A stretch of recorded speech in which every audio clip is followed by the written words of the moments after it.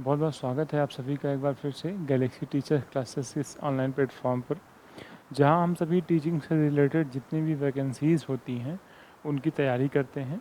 अभी 20 अगस्त को आपका सीटेट का एग्ज़ाम होने वाला है, जिसके प्रीवियस ईयर के क्वेश्चंस को हम लोग सॉल्व कर रहे हैं।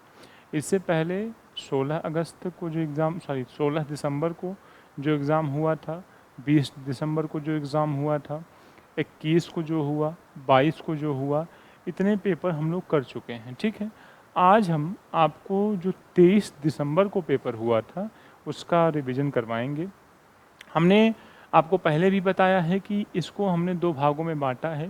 जो 30 प्रश्न हैं इसको दो भागों में कर लिया है, पार्ट 1 और पार्ट 2 में।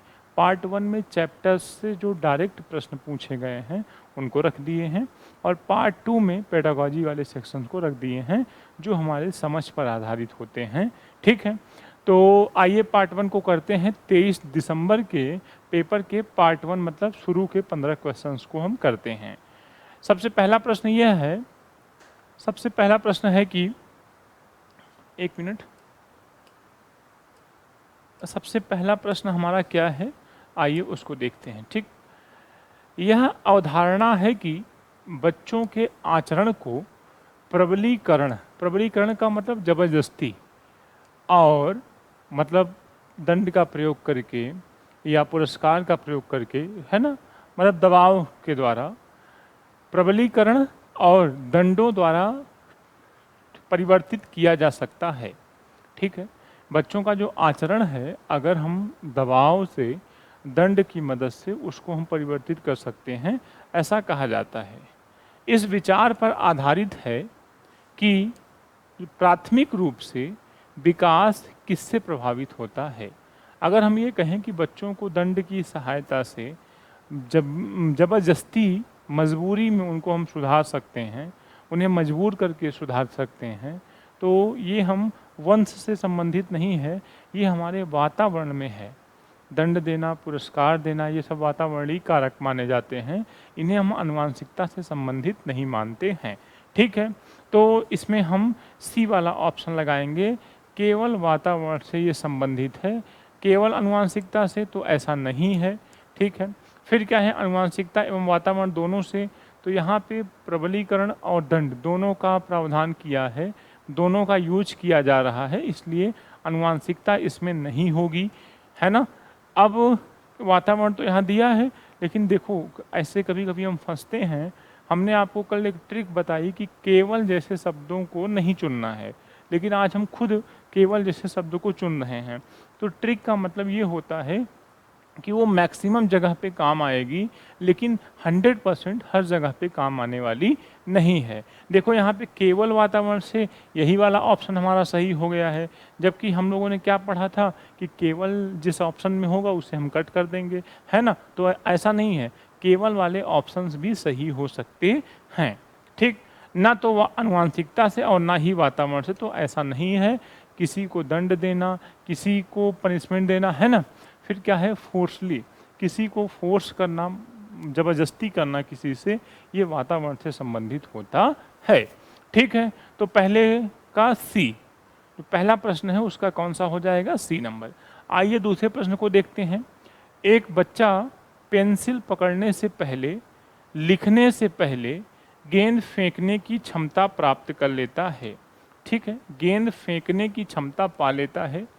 यह स्थिति विकास के किस सिद्धांत की ओर इशारा करती है। कल मैंने आपको बताया था कि बच्चे को पहले छोटे काम करने चाहिए, फिर उसे बड़े काम करने चाहिए। छोटे काम को हम सूक्ष्म कहते हैं, ठीक है, और बड़े को हम स्थूल कहते हैं। ठीक, तो सूक्ष्म से स्थूल की ओर काम करना चाहिए, जबकि हो क्या रहा है, वो स्थूल को, बड़े कामों को पहले सीख गया है, छोटे काम को या सूक्ष्म काम को अभी नहीं सीख पाया है। तो ऐसे सिद्धांत में शीर्षगामी नहीं होगा। जब छोटे से बड़े की ओर चलेगा तो शीर्षगामी, है ना। छोटा क्या है, पहले पेंसिल पकड़ना सीखना चाहिए, लिखना सीखना चाहिए, फिर गेंद फेंकने की क्षमता उसमें आनी चाहिए, छोटे से बड़े की ओर। लेकिन ये क्या कर रहा है, बड़ा पहले प्राप्त कर लिया है। तो ऐसे सिद्धांतों को हम विकास का अधोगामी सिद्धांत कहते हैं। है ना, प्रॉक्सिमो डिस्टल प्रिंसिपल कहते हैं। बी नंबर ऑप्शन आपका सही हो जाएगा। एकीकरण का सिद्धांत क्या कहता है? जब हम किसी कार्य को करते हैं तो पूरे शरीर को हम एकीकृत करते हैं, हड्डी मांसपेशियों को इकट्ठा ले आते हैं, एक साथ ले आते हैं, तब हम किसी कार्य को करते हैं। ठीक है। विकास क्रम की एक रूपता, मतलब सभी बच्चों में विकास एक जैसा, मतलब सभी देशों में विकास की जो क्रम है, विकास के जो पक्ष हैं सभी डेवलप होते हैं सभी बच्चों में। ठीक है। शीर्षगामी सिद्धांत तो आप जानते ही हो, सिर से पैर की ओर होता है। आइए तीसरे प्रश्न की ओर चलते हैं। तीसरा प्रश्न क्या कहता है? गत्यात्मक और संज्ञानात्मक विकास, गत्यात्मक और संज्ञानात्मक विकास होता है बाल्यावस्था तक। तो जो हमारा गत्यात्मक विकास है वो किशोरावस्था में भी होता है, संज्ञानात्मक किशोरा में होता है, तो ये कट कर देंगे। किशोरा अवस्था तक, तो संज्ञानात्मक विकास तो पूरे जीवन चलता रहता है, तो इसे भी हम कट कर देंगे। संज्ञानात्मक मतलब उसके अंदर ज्ञान, उसके अंदर समझ, उसके अंदर जो जानकारी है, उसके अंदर जो जानकारी है, ये सब कैसे चलते हैं? धीरे धीरे चलते रहते हैं। ठीक है। फिर क्या है? एडल्टहुड तक, तो ये भी नहीं है।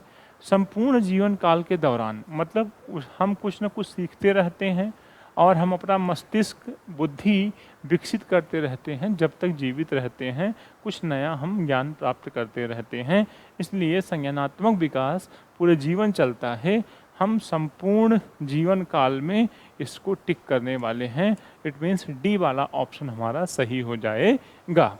अब आइए चौथे प्रश्न की ओर, कि बच्चों के प्राथमिक सामाजिकरण के लिए, आपको हमने बताया था कि ये 15 प्रश्न सीधे चैप्टर से पूछे जाएंगे।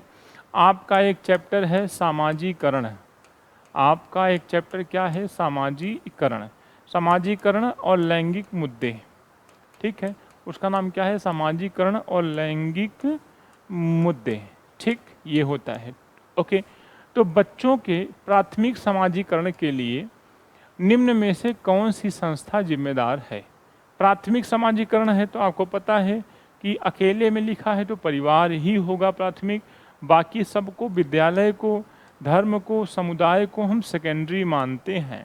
ठीक है, और परिवार को हम क्या कहते हैं? प्राथमिक इकाई मानते हैं। तो इसमें कौन सा सही हो जाएगा? ये परिवार। सहयोग की भावना, मिलपट कर रहने की भावना, है ना, ये सब बच्चा अपने परिवार से, अपने माता पिता से सीखता है।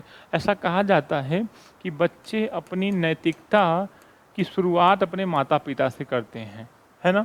जब उनके अंदर अच्छी बातें, अच्छे गुण आते हैं तो इसका मतलब वो अपने माता पिता से सीखते हैं।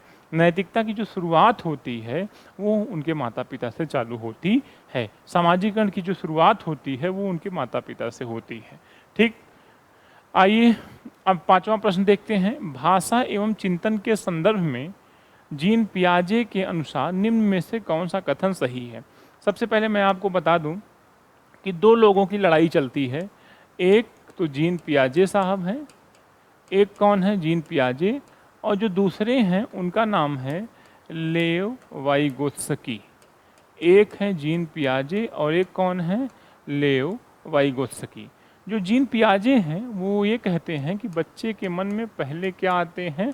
विचार, फिर उसके बाद वो भाषा के द्वारा उसे व्यक्त करते हैं। जबकि वाइगोत्स्की ये कहता है कि पहले वो भाषा निर्मित करता है और उसी के सहारे अपने विचारों को व्यक्त करता है। तो पहले विचार को कौन माना है? जीन पियाजे। फिर सेकंड नंबर पे भाषा, लेकिन पहले नंबर पे भाषा को किसे माना है? लेव वाइगोत्स्की ने।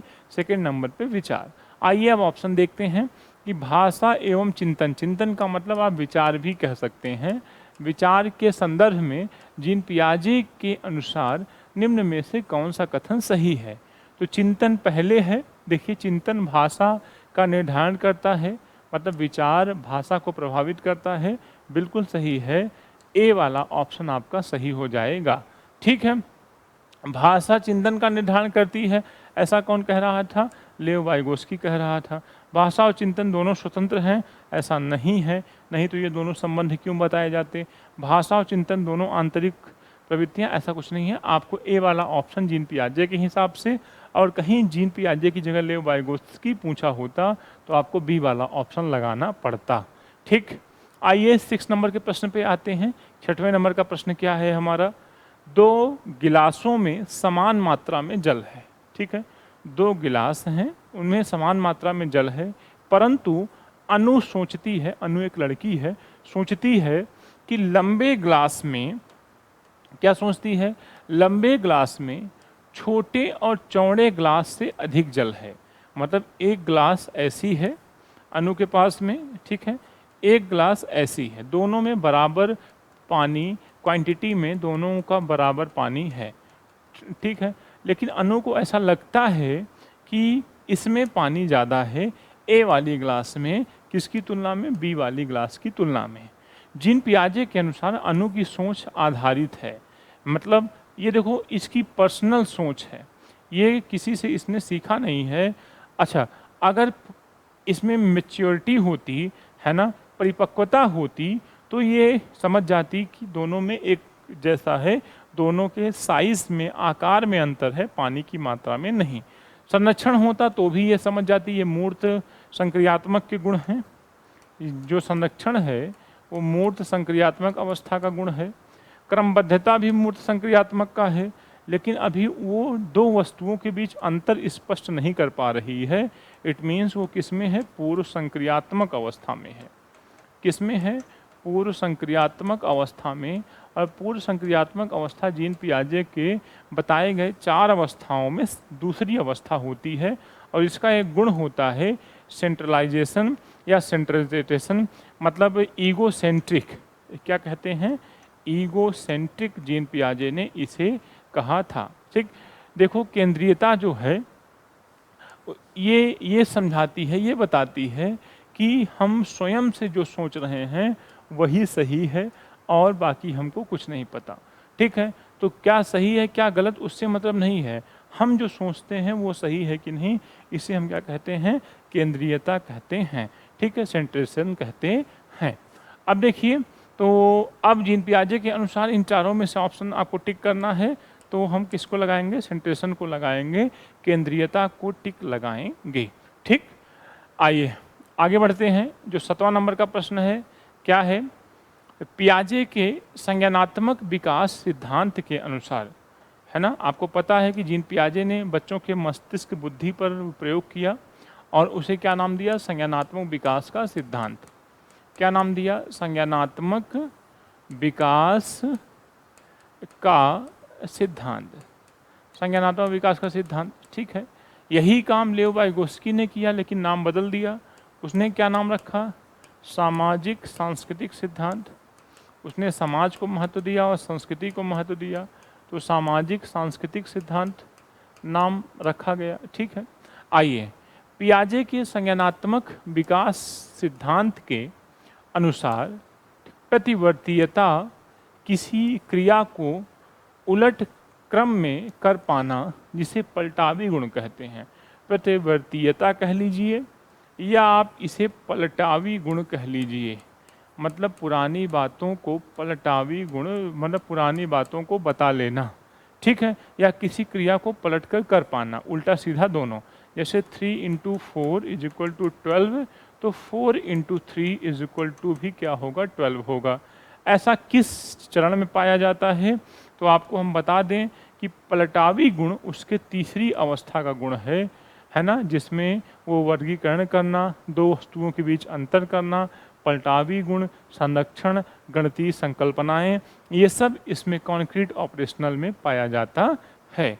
ठीक है, ये 4 अवस्थाएं क्रम से दी गई हैं, ये पहली अवस्था, ये दूसरी, ये तीसरी, ये चौथी। लेकिन इसमें पलटावी गुण किस में है, मूर्त में।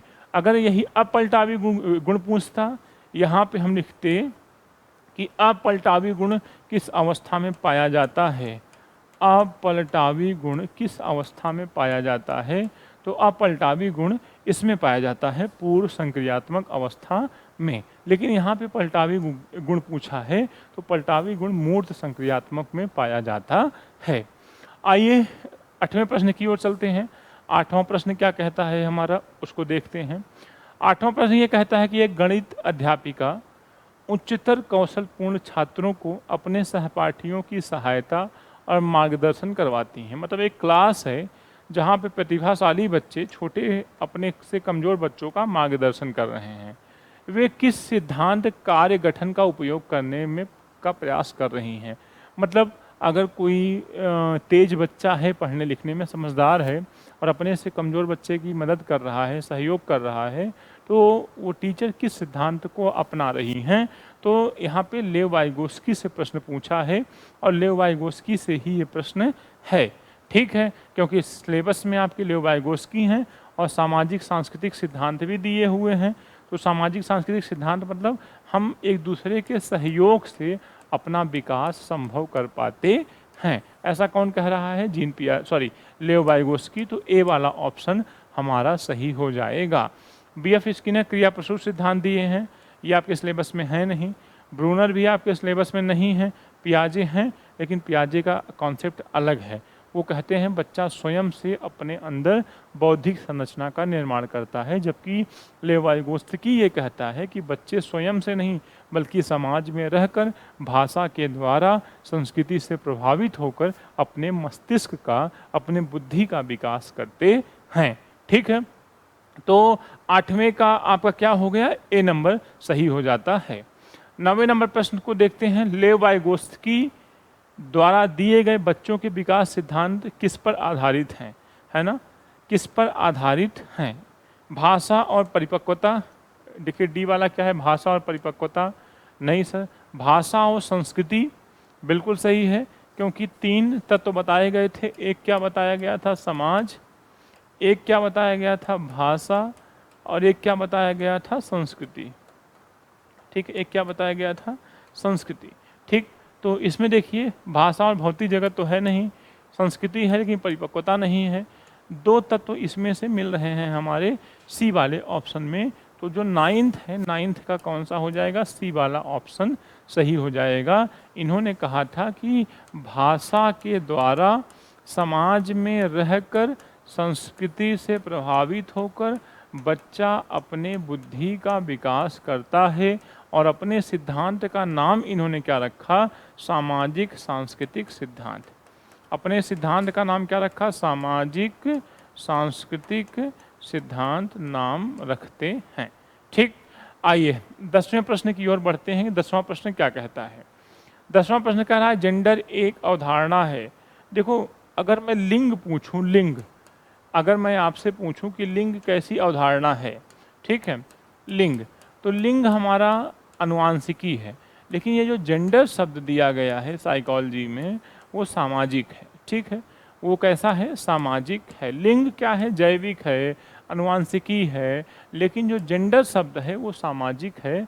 ठीक है, जेंडर डिस्क्रिमिनेशन सुने हो ना, लैंगिक पक्षपात करना। आइए 11वें प्रश्न को देखते हैं। नीता सभी प्रकार के जानवरों, पौधों, धातुओं और खनिजों की पहचान और वर्गीकरण कर सकती है।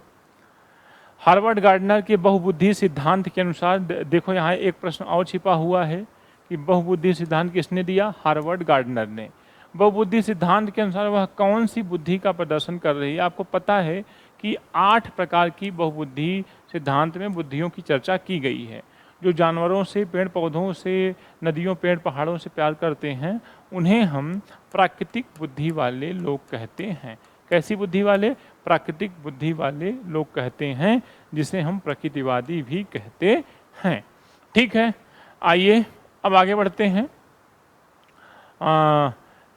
12 नंबर को देखते हैं। कक्षा में व्यक्तिगत भिन्नताओं को संभालने हेतु एक प्राथमिक शिक्षिका को निम्न में से क्या करना चाहिए? मतलब व्यक्तिगत भिन्नताओं को संभालने हेतु एक प्राथमिक शिक्षिका को निम्न में से क्या करना चाहिए? मतलब देखो, क्लास होती है, क्लास में कई प्रकार के बच्चे होते हैं, सब अलग अलग गुणों वाले होते हैं, अलग अलग स्वभाव वाले, अलग अलग प्रकृति वाले होते हैं, अलग अलग बुद्धि वाले होते हैं। सबको संभालना है, तो 4 ऑप्शंस में से कौन सा चुने एक शिक्षिका, जिससे सभी को कंट्रोल में किया जा सके? पहला है, जो सबसे पहला ऑप्शन है वो ये है कि कक्षा में सबके लिए कड़े नियम बनाने चाहिए। तो ऐसे रूल्स रेगुलेशंस आप उन पर लाद नहीं सकते हैं। सुन लीजिए, प्राथमिक स्तर पर पेपर पेंसिल आधारित मानक परीक्षण, है ना, ये भी आपको प्रयोग में नहीं लाना है। छोटे बच्चे हैं, उनको आप बहुत बोरिंग काम देकर उन्हें सजा देना, उनसे बार बार लिखवाना पढ़वाना, ये ठीक नहीं है। ठीक है, सभी के लिए समान पाठ्यक्रम और अधिगम गति निर्धारित करनी चाहिए। अच्छा, डी वाले को देखते हैं। विद्यार्थियों को अधिगम के लिए विविध अवसर प्रदान कराने चाहिए। जहाँ अवसर प्रदान करने की बात आ जाए, वहाँ सभी बच्चे अपने से सीख सकते हैं। ठीक है, वहाँ सभी बच्चे अपने से सीख सकते हैं, क्योंकि अवसर देने की बात कही जा रही है। जब अवसर देने की बात कही जाए तो उसी ऑप्शन को आप मजबूती से पकड़िए। इस पे क्या है, सभी के लिए समान पाठ्यक्रम। देखो, सभी बच्चों के लिए समावेशी क्लास में एक जैसा पाठ्यक्रम नहीं रखा जा सकता।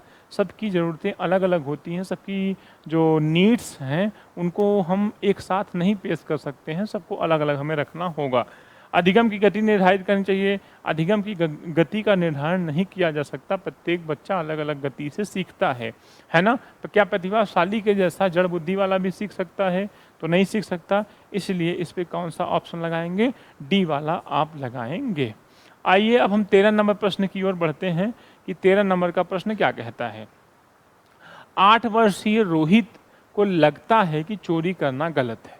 ठीक है, चोरी करना गलत है। आ जाइए, कोहल वर्ग से प्रश्न आ चुका है।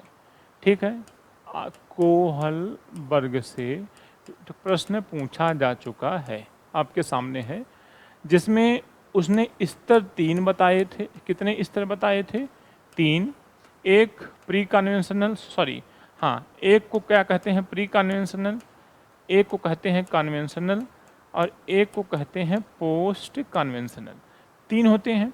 और इसने जो भाग बताए, भाग कह लीजिए या उपभाग कह लीजिए, वो 6 बताए। कितने बताए? 6। अब 2-2 कर लीजिए। प्री कन्वेंशनल में 2 उपभाग, कन्वेंशनल में 2 उपभाग, और पोस्ट कन्वेंशनल में 2 उपभाग। ठीक है, आइए देखते हैं कि क्या कहता है रोहित। 8 वर्षीय रोहित को लगता है कि चोरी करना गलत है। ओके, क्योंकि चोरी करने के व्यवहार की वजह से दूसरे लोग उसे अपने समूह से क्या कर सकते हैं? निष्कासित कर देंगे। लॉरेंस कोहलबर्ग द्वारा दिए गए नैतिक विकास के सिद्धांत के अनुसार वह किस चरण का प्रदर्शन करता है?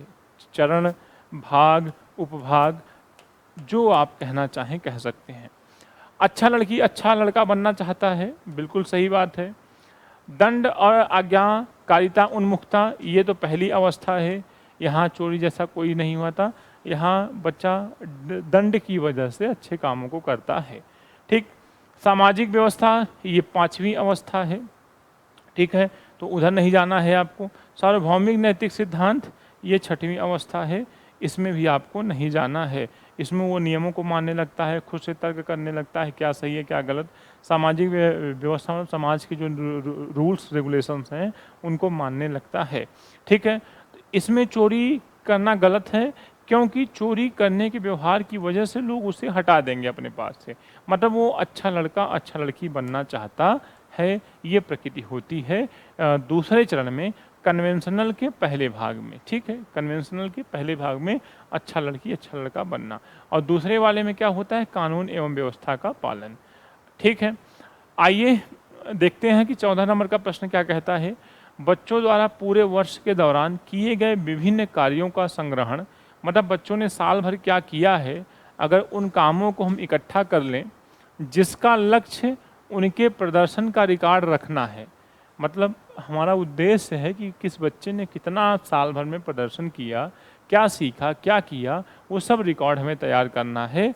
तो इस चीज़ को आपको कई बार पढ़ाया गया है कि पोर्टफोलियो कहते हैं। ठीक है, तो सीधा सीधा जवाब है, इसमें बहुत ज़्यादा आपको दिमाग लगाने की आवश्यकता नहीं है। एक प्रगतिशील स्कूल में दी गई शिक्षा बच्चों को बनाती है। ठीक है, अगर एक अच्छा स्कूल है, प्रोग्रेसिव स्कूल है, अगर वहाँ बच्चों को जो शिक्षाएं दी जाती हैं, क्या उससे वो निष्क्रिय हो जाते हैं? तो निष्क्रिय वाले को कट कर दीजिए। सक्रिय अन्वेषक, सक्रिय खोजने वाले कि सक्रिय मानने वाले?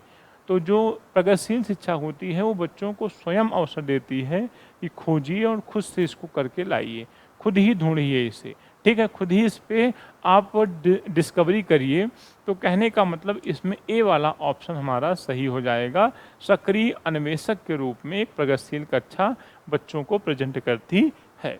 तो आपने देखा कि हमने 22 अगस्त निकल रहा है क्योंकि अगस्त में ही पेपर है ना आपका 20 तारीख को। तो 23 दिसंबर को जो प्रीवियस ईयर का क्वेश्चन पेपर था उसके हमने पार्ट 1 को कर लिया है। इट मीन्स 1 to 15 क्वेश्चंस तक हम पहुंच चुके हैं।